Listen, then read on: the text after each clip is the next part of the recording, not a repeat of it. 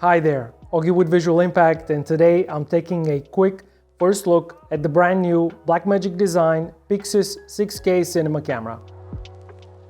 The PYXIS is very riggable. The side plate on the right side can accommodate an SSD, for example, on which you can record Blackmagic RAW, which is the only recording format available. The right side of the camera is also compatible with different side plates, with plenty of standard mounting points for rosette handles, extension arms and other accessories. When it comes to the body design, this is a very straightforward, compact and riggable form factor. The PYXIS uses the Sony BPU style batteries, which are the same as on the FX6 and FX9 cameras, for example. When it comes to connectivity, on the back of the PYXIS, we have two CF Express Type B card slots, a 12G SDI output, USB-C for recording to an SSD, an Ethernet port, in addition to a 3.5 mic input, as well as a headphone output, the latter being very helpful for solo documentary shooters and solo operators alike. On the front of the camera, the optional EVF connects via USB-C, and we also have a mini XLR input on the lower left corner, the placement of which, in my opinion, is far from ideal, but I think this has to do with the limited real estate or processing power maybe. As expected, the menu of the PYXIS is very straightforward with intuitive navigation straight from the dedicated buttons and the large touchscreen on the operator side. Starting off with the dedicated iris and push AF buttons on the top right, followed by the scroll wheel below, the PYXIS is easy to control, and the dedicated white balance, ISO and high frame rate buttons should be familiar to anyone coming from a Canon or a Sony world. Where the PYXIS shines, in my opinion, is the vast array of recording resolutions and formats available. We have 6K 3x2 open gate, we also have 6K DCI, 4K DCI, 6x5 anamorphic, 4x3 anamorphic in Super 35, and more. It's not surprising that the PYXIS is a dual native ISO camera with a 400 ISO and a 3200 ISO as basis, with ISO 1250 as the switch point in the middle. For example, if you're shooting at 1000 ISO, it's better to stop down the lens and actually increase the ISO to 1250, so the higher 3200 ISO base kicks in, this giving you a cleaner result. The Blackmagic PYXIS supports the optional Blackmagic URSA Cine EVF, which is actually designed for the URSA Cine, but is fully compatible with the PYXIS. It does not ship with the camera, it is an optional accessory, which is priced around £1,400 plus VAT at the time of recording of this video, but in my opinion, it is worth it. The EVF benefits from a 1920 by 1080p color OLED display with a built-in proximity sensor and a 4-element glass diopter with a wide focus adjustment.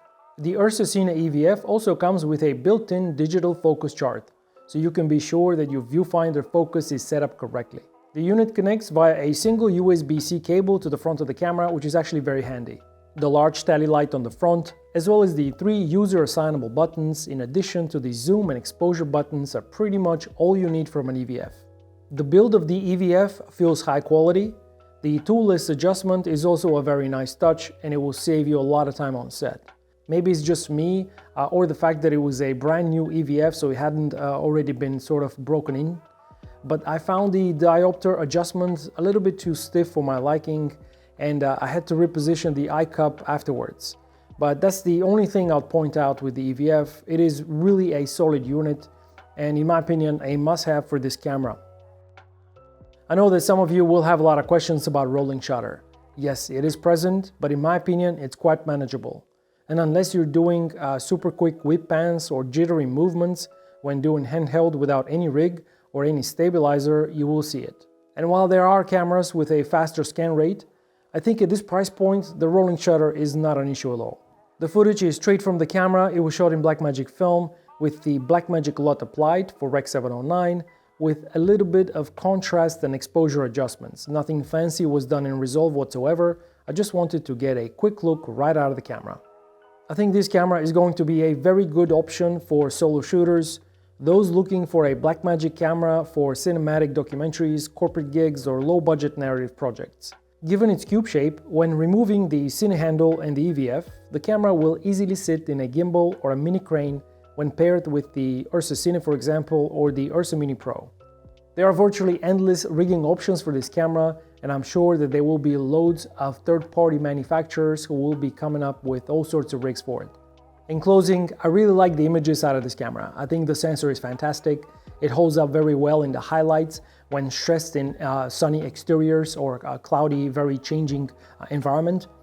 The menu interface is very responsive and easy to navigate. And of course, Blackmagic BRAW is so easy to work with and resolve. So matching with other Blackmagic cameras like the URSA Mini Pro or the Pocket cameras is just a no-brainer. The PYXIS is so much more than a sensor in a box though. It has a ton of features that I did not get a chance to explore given the time constraints, such as cloud compatibility, so maybe this is something that I can dive into in another video. I wish it had built-in ND filters or a built-in internal sensor stabilization, but despite the lack of these, it is an impressive little cinema camera, one that I have the feeling that I have not yet even scratched the surface of.